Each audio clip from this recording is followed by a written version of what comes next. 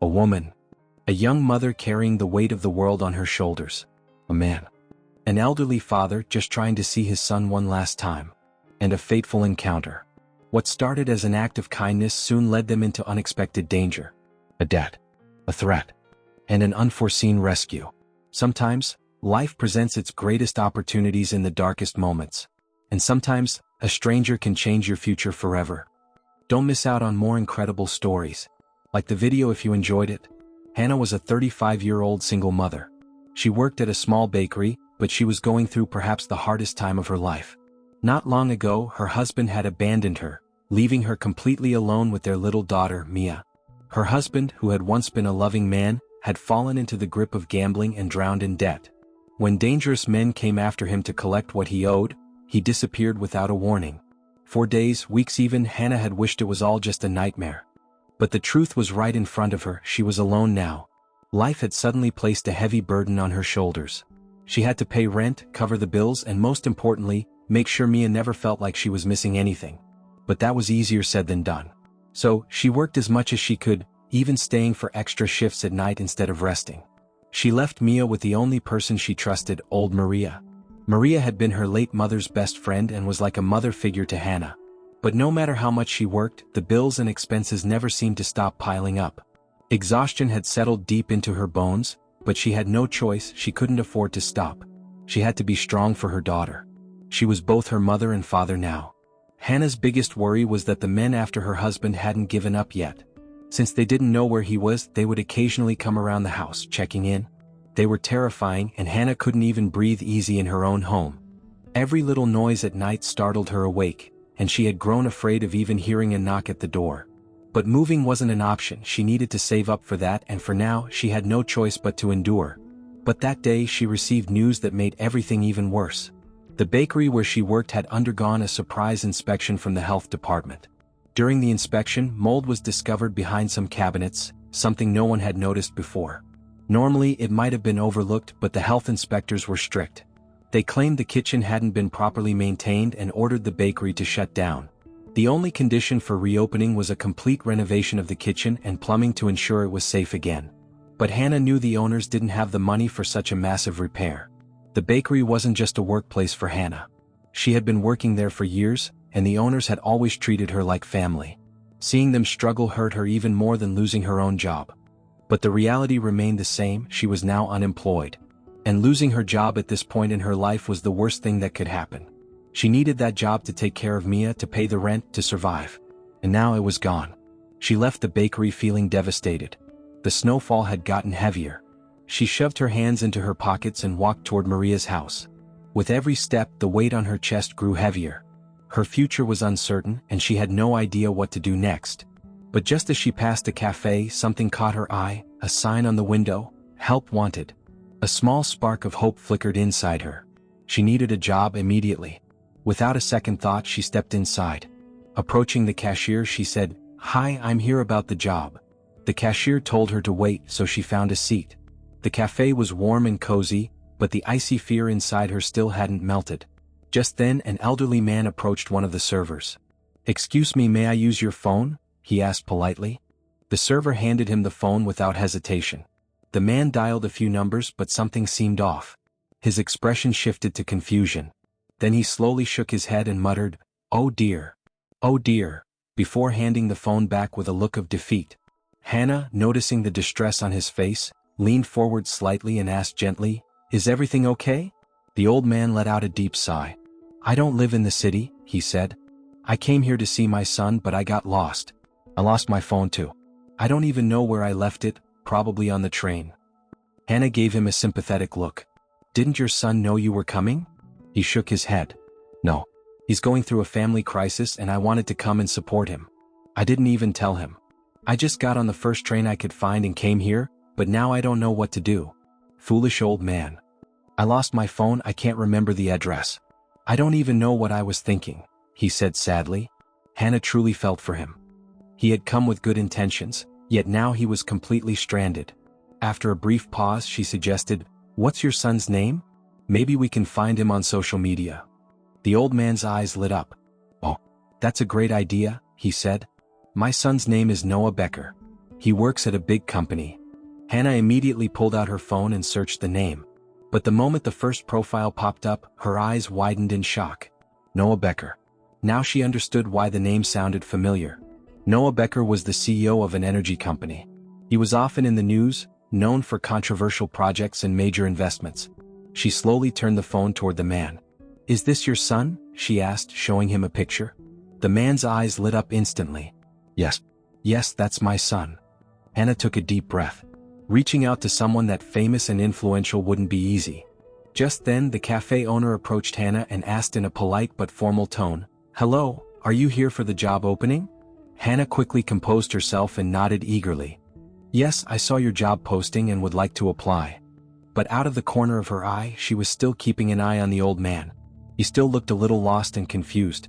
Turning to him, she said kindly, "Would you mind waiting for me until I finish my interview? Let me get you a coffee." The old man gave her a small smile and nodded. "Of course, that's not a problem." Hannah then followed the cafe owner to a table and began filling out the job application form. She carefully wrote down all the necessary details and then answered the owner's questions as sincerely as she could. But she could sense that his interest wasn't particularly encouraging. When the cafe owner learned that Hannah had a small child, his brows furrowed slightly. He let out a sigh and mumbled almost to himself, "Employees with kids. It's always the same. One day they're sick, the next day there's something going on at school, then they need time off for all sorts of reasons. And you never know if they're being honest or not." Hannah felt uneasy hearing his thoughts so plainly, but she was used to it. She knew all too well how hard it was for working mothers to find jobs. She clenched her jaw slightly but remained composed. Then the cafe owner asked a more direct question. "So, what does your husband do for a living?" Hannah swallowed lightly but kept her voice as natural as possible. "I don't have a husband," she said. The words lingered in the air. In that moment, Hannah could tell the cafe owner had already made up his mind. His expression shifted slightly. She knew then she wasn't getting this job. At a nearby table, a man had been listening in on the entire conversation without making it obvious. He had been paying attention, especially sensing Hannah's desperation. Hannah sighed and stood up from her chair. The interview had definitely not gone well. "Thank you for your time," she said, trying to sound as polite as possible despite the disappointment in her voice. Then she turned back to the old man, putting on a warm smile. "Let's try to reach your son now, shall we?" The old man hesitated for a moment, then nodded. "Thank you, my dear. Really, thank you." Hannah noticed the exhaustion in his eyes. He too seemed lost in his own way. Despite her own troubles, she didn't want him to feel even more helpless. Something inside her told her, this encounter wasn't just a coincidence. Hannah took a deep breath as she stared at her phone. With a glimmer of hope, she sent a message to Noah Becker through social media. But she knew reaching someone like him wouldn't be easy. Most likely he would never even see it. So she decided to dig deeper. She searched his name on Google, hoping to find more information. The results flooded in instantly. Noah Becker was a well-known name in the business world, and lately he had been making headlines not just for his professional success, but for a major crisis in his personal life. Now, Hannah understood what the old man had meant by a family crisis. Noah had recently gone through a divorce. But it wasn't just a private matter, it had turned into a full-blown disaster that had deeply impacted his business. After the divorce, Noah's ex-wife had laid claim to part of his company. But when her claim was denied, things turned ugly. Out of spite, she had started taking harsher actions to hurt him, going as far as leaking confidential company data. The situation had exploded into a major scandal, dragging Noah into an intense legal battle. Now, two powerful business figures were locked in a brutal war, each backed by their own team of high-powered attorneys. Court cases were ongoing, and the media was closely following every development. The case had shaken the business world, damaging Noah's reputation both personally and professionally. Hannah stared at the screen, thinking to herself, this man already has enough on his plate. Finding his father and getting through to him is going to be even harder than I thought. She turned to the old man cautiously and said, "It seems like your son is going through a really tough time right now." The old man noticed the hesitation in her voice and let out a deep sigh, nodding slowly. "Yes. That's why I came to support him. But honestly, I don't even know what I was thinking. I'm not sure if he'll even want to see me." As Hannah looked at him, something stirred inside her. This man had come all the way here with determination, but now he looked completely lost. He had left in a rush, driven by emotions, but now he was just sitting in a cafe, unsure of what to do next. Hannah felt a strange sense of responsibility. She needed to help him. But how? That part she still didn't know. Hannah took a deep breath as she looked down at her phone. She considered going to the company, but it was already late, and the office was most likely closed. There was no point in going there now. Instead, she gently placed her hand over the old man's and spoke in a calm voice. "Mr. Becker, I don't think we'll be able to reach your son tonight. But tomorrow we can go to his company. I'm sure someone there can help us. For now, why don't you stay with me? You don't have to be alone tonight." It was a truly generous offer. Hannah already had enough problems of her own, yet she still couldn't turn away from helping this elderly man. Mr. Becker gave her a small smile but immediately shook his head. "I don't want to be a burden to you," he said. Hannah returned his smile warmly. "My name is Hannah, and I'd be happy to help you," she said sincerely. Without much more convincing, they paid for the coffee and stepped out of the cafe. The cold had intensified, and while the snowfall had slowed, the air was still harsh. Hannah shoved her trembling hands into her pockets as they walked. "I need to pick up my daughter from a family friend's house first. I hope that's okay," she said. Mr. Becker nodded understandingly. "Of course. By the way, I overheard your job interview. That cafe owner was really rude," he said with a frown. Hannah gave a small smile, but she didn't want to dwell on it. "People have their own preferences when hiring," she said, trying to sound indifferent. Mr. Becker nodded but then curiously asked, "Why are you looking for a job?" Hannah didn't really want to answer that question. She was already exhausted and upset, and she didn't want to burden this already weary man with her troubles.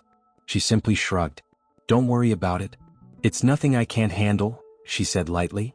They walked in silence for a while until they finally reached Maria's house. When Hannah knocked on the door, Maria's warm smile appeared from behind it. "Hannah, sweetheart. Welcome," she greeted warmly. As Hannah stepped inside, she quickly introduced Mr. Becker. Maria turned to him with a kind smile. "You must be hungry. I made enough food for everyone. Please join us," she said invitingly. Then she turned to Hannah. "Mia is asleep. Let's not wake her just yet." Mr. Becker bowed his head slightly in gratitude. "You are very kind, thank you." They all sat down at the dining table. The food smelled delicious, filling the house with warmth and comfort. Mr. Becker praised the meal after every bite, saying it had been a long time since he had eaten such a wonderful home-cooked dinner. After dinner, as Hannah and Maria moved into the kitchen to clear the table, Hannah felt something inside her finally break. She took a deep breath, but she could no longer hold back her tears. Silent drops slid down her cheeks. Maria noticed immediately. "Hannah? What's wrong, dear?" she asked with concern. Hannah struggled to find her voice as she finally let it all out, how she had lost her job, how the bakery had shut down, and how she had no idea how she was going to provide for Mia. All her fears, all her worries, all her helplessness spilled out in a rush. Maria took Hannah's hands in hers and squeezed them gently. "Oh, my dear. I'm so sorry," she said softly. "But don't lose hope. You'll find a new job. And listen to me, you and Mia will always be welcome here. My home is your home." Hannah felt a small sense of relief at Maria's warm words. She had always been there for her, and now, once again, she was offering her unwavering support. Hannah took a deep breath, wiped her tears, and smiled. At least for tonight, she knew she wasn't alone.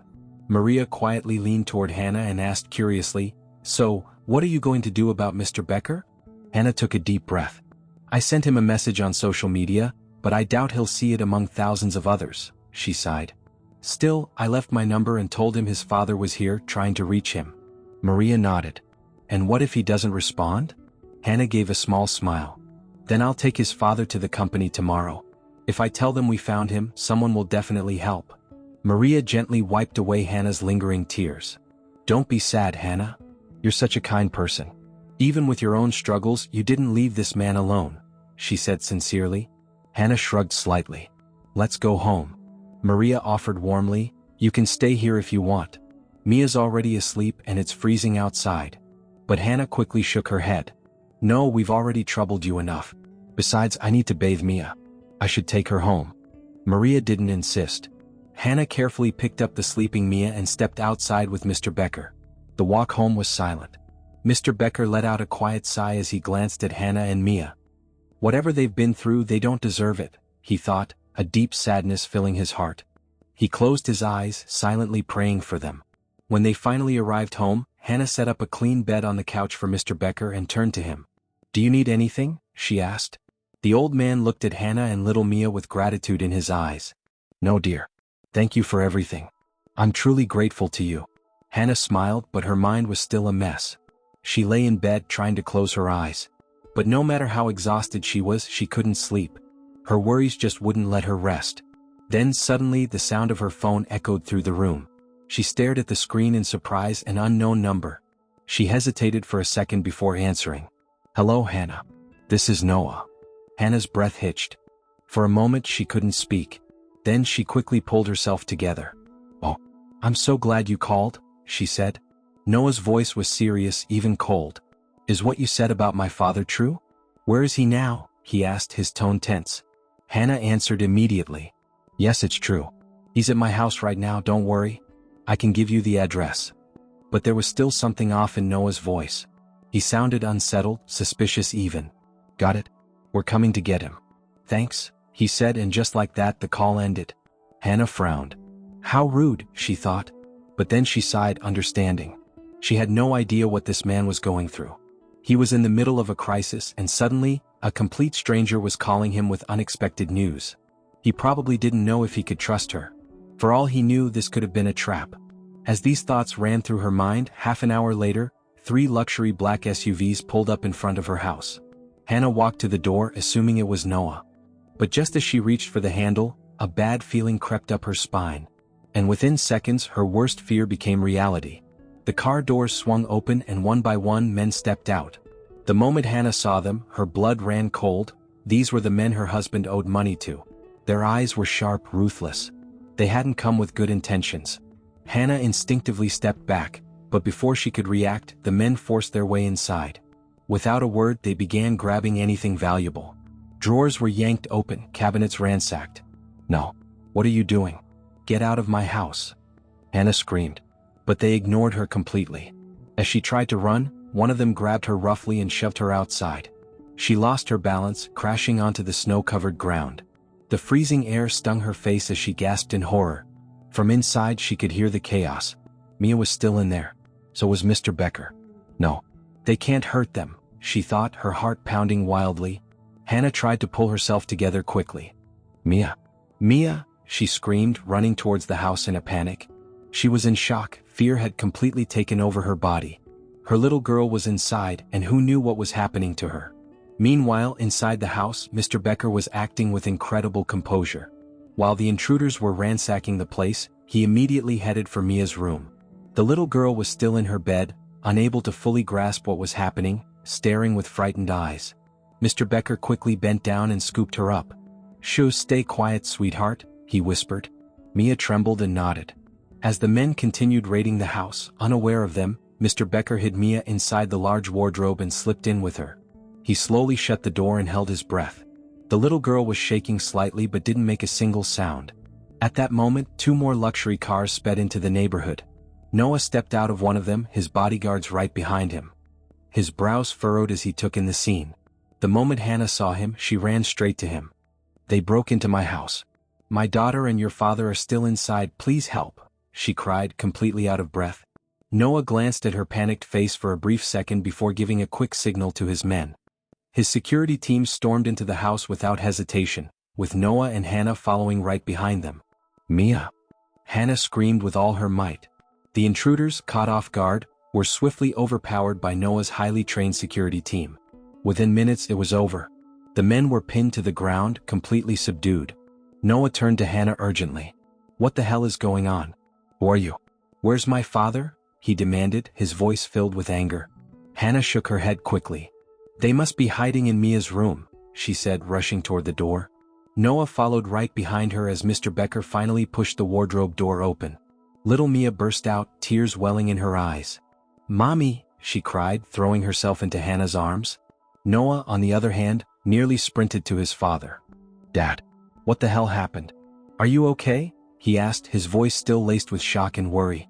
Mr. Becker took a deep breath and nodded. I'm fine, he reassured him. Then turning to Hannah, he added, when I heard the commotion, I knew I had to hide Mia. Just then, Noah turned his sharp gaze to Hannah, his eyes burning with anger. How could you put my father in danger? He shouted furiously. But this time Mr. Becker's voice came down hard. "Noah," he snapped. "She helped me. What's with this attitude? How the hell was she supposed to know this would happen? Besides, I'm glad we ran into each other, and that she brought me here. What if I had been alone? What if you hadn't come? Don't be selfish." Noah froze at his father's stern, authoritative tone. The hard expression on his face slowly faded into realization. His father was right. He had just been scared. Taking a deep breath, he lowered his head. "I'm sorry, Dad. I panicked. I didn't know what was happening," he admitted, regret in his voice. Just then, one of his security guards leaned in and whispered something into his ear. Noah's expression hardened as he nodded and quickly stepped outside. Meanwhile, Hannah, still trying to steady her racing heart, turned to Mr. Becker. "I'm so sorry. I never wanted you to go through this," she said, her eyes glistening. But Mr. Becker smiled slightly. "Oh, Hannah. This was quite an eventful night for an old man like me," he said with a hint of humor. Then, turning to Mia, he added, "But we hit pretty fast, didn't we, Mia? Like real ninjas," he said with a wink. The little girl's fear-stricken eyes lit up at his words. The corners of her lips lifted slightly before she finally let out a giggle. "Yeah, we were like ninjas," she laughed. Seeing her daughter's fear fade, Hannah let out a quiet sigh of relief and hugged her tightly. At that moment, Mr. Becker placed a comforting hand on Hannah's shoulder and said gently, "Don't mind my son." Hannah gave a small nod. "There's nothing to mind. They saved us. I'm grateful to him," she said sincerely. After a while, Noah walked into the room. His face was still serious, but some of the anger from before seemed to have faded. When Hannah looked at him, a mix of emotions swirled inside her. This man had just yelled at her, yet now he had come back to say something else. After a brief pause, Noah asked, "Can we talk?" Hannah hesitated for a moment, then nodded and stepped out of the room. She stopped in the hallway, looking at Noah as he stared at the floor, clearly trying to gather his thoughts. Finally, he took a deep breath and spoke. "I still don't fully understand what happened here, but thank you for helping my father. And I was rude to you. I'm sorry. I'm going through a lot right now." Hannah gave him a small nod of understanding. She noticed the exhaustion in his eyes. From the outside, his life might seem perfect, but clearly he had his own battles to fight. Noah fell silent for a moment, then looked directly at Hannah. "The men who broke in. They said they were here to collect your husband's debt." Hannah's face tensed instantly. Her brows furrowed as anger flared inside her. "He's not my husband," she corrected sharply. "He left me and me. I have nothing to do with his debts. He dragged us into this mess, but we're not responsible for cleaning it up." Noah took in her frustration and gave a small nod. "I'm sorry," he said sincerely. Then after a brief pause he added, avoiding her gaze, "I paid off the debt. They won't bother you again." Hannah's breath caught in her throat. Her eyes widened in shock as she stared at Noah. "You shouldn't have done that," she whispered. Noah gave a slight shrug. "I had to. You need to be safe," he said as if there was no room for debate. A heavy silence filled the air. Hannah looked at him, struggling to find the right words. This man didn't even know her. Yet he had helped her and Mia. As Noah wrapped up, his tone shifted back to something more formal. "I'm taking my father with me now. Tomorrow is going to be a busy day for me. I'm sorry for everything that happened." Hannah swallowed the lump in her throat. For a few seconds she couldn't say anything. Then finally she managed a quiet, "Thank you." Noah glanced at her briefly, then gave a small nod before walking away. As Hannah watched him leave, she realized something. After tonight, her life would never be the same again. The next day, Hannah and Mia went to Maria's house. As Hannah explained everything that had happened, Maria shook her head in disbelief. "Wow. But let's be honest, that was a pretty epic rescue," she said, her eyes sparkling. Hannah rolled her eyes. "Maria, did you even hear what I just said?" she asked with a small smile. Maria shrugged. "What can I say? It felt like a Hollywood moment in the middle of a tragedy," she said, winking. Then, with a sly grin, she added, "Besides, Mr. Becker is quite a gentleman. And his son definitely takes after him." Hannah raised an eyebrow playfully. "Oh, do you like him or something?" Maria burst into laughter. "Why not?" she said cheerfully. As they laughed, there was a sudden knock at the door. Maria got up to answer it, but when she opened the door, she froze in surprise. Standing there was Mr. Becker, holding a bouquet of flowers. His face was bright with excitement as he spoke warmly. "I wanted to visit Mia and Hannah. And since I was passing by, I thought I'd stop here too," he said, extending the flowers to Maria. Maria, still caught off guard, let out a chuckle. Speak of the devil and he shall appear, she joked, taking the flowers and stepping aside. Come on in, Mr. Becker. Hannah and Mia are inside. As Mr. Becker stepped in, Hannah watched the interaction between the two with a curious smile. Maria was clearly enjoying this, and Mr. Becker didn't seem to mind her attention either. Hannah greeted him with a warm smile. How are you, Mr. Becker? Mr. Becker stole a quick glance at Maria before replying with a grin. Seeing Maria has certainly brightened my day. Then he turned to Hannah and pulled a check from his pocket. Hannah frowned slightly, trying to understand what was happening.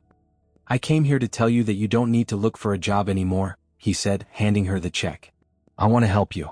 You're wonderful people and you deserve this. With this money you can start your own business.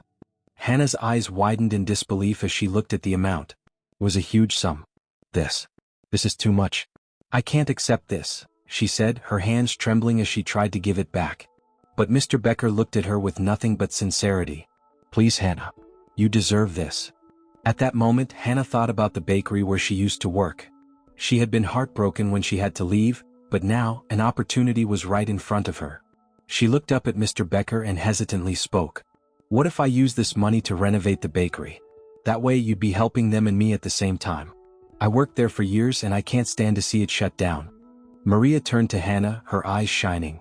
Hannah has a heart of gold, doesn't she? She said with a smile. Mr. Becker paused for a moment, then nodded, a look of admiration crossing his face. She really does.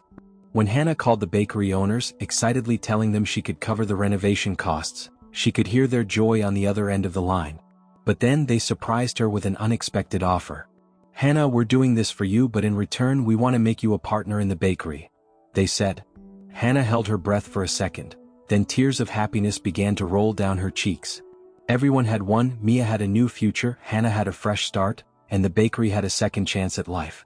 And maybe, just maybe, this unexpected series of events was only the beginning of a much bigger story. Don't miss out on more incredible stories. Like the video if you enjoyed it. Subscribe and turn on notifications to never miss an update.